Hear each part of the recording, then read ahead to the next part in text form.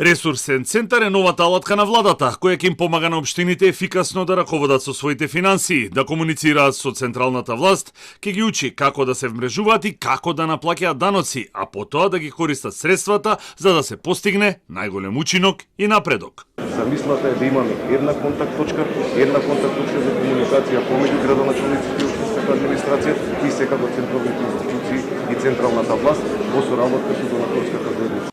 Општините се соочуваат со огромен број на предизвици во делот на јавни финансии, внатрешна ревизија, човечки ресурси, јавни набавки, урбанизам и многу други сегменти. А ресурсниот центар, кој е поврзан со голем број на министерства и државни институции, е алатката со која ќе напредуваат преку зајакнување на капацитетот и ќе се оди во правец на фискална децентрализација, смета универзитетскиот професор Борче Треновски. Ова е еден систем кој треба да опфати повеќе сегменти и цели за да го зајакне капацитетот постоечки со цел да поминеме во следната фаза на децентрализација, кога вистински општините ќе добијат повеќе средства и ќе ги испорачаат услугите. Во смисла, бројките и буџетите се една работа. Тие не се само бројки, политиките се важни. Чи мора секоја од оваа реформа поддршка која се дава да биде проследена со определени политики за промени. Промена во нивните политики, во нивните шаблони на работа, во нивните статути и така натаму. Така да дисциплината доаѓа преку воспоставување на рамка на нивно однесување, а таа доаѓа паралелно со поддршката која добиваат. И затоа ќе треба поддршка, нема да биде семоќен овој ресурсен центар и од многу други институции кои ќе ги стават во рамка нашите општини на правата патека.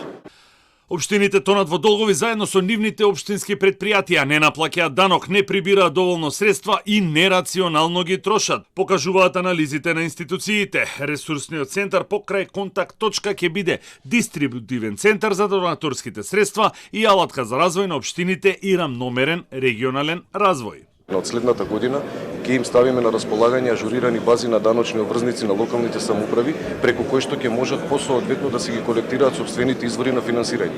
Она е тоа што може централната власт согласно процесот на децентрализација да го направи. И со постојните законски решенија имаме градоначалници кои што колектираат 100% од своите сопствени извори на финансирање, но за жал имаме и општини кои што во изминатите 10 години немаат издадено ниту едно даночно решение. Оние кои што нема да постапат согласно тоа, во периодот кој што ќе следи, најверојатно ќе бидат ограничени во делот на искористување на помош и поддршка од страна на централниот буџет заради тоа што не е соодветно постојано да барате од поголемиот брат помош финансиска кога вие не соодветно си ги колектирате сопствените извори на финансирање. Според Министерството за финансии, долгот на општините заклучно со септември е над 68 милиони евра и до крајот на годинава за плаќање ќе им доспеат дополнителни 14,8 милиони евра, па во 2026 година ќе влезат со долгови од над 83 милиони евра.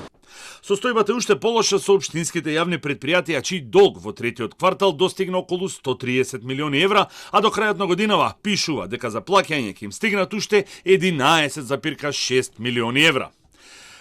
Постојано се прави дотур на средства во нивните каси, но без ефект. Претходната влада, за да ги закрпи дупките, обезбеди над 50 милиони евра. Оваа гарнитура пак веднаш откако ја превзеде власта договори 250 милиони евра унгарски кредит за капитални проекти во општините. Дополнително за нив се обезбедија пари со пренамена на средства од државниот буџет кои го полнат сите граѓани.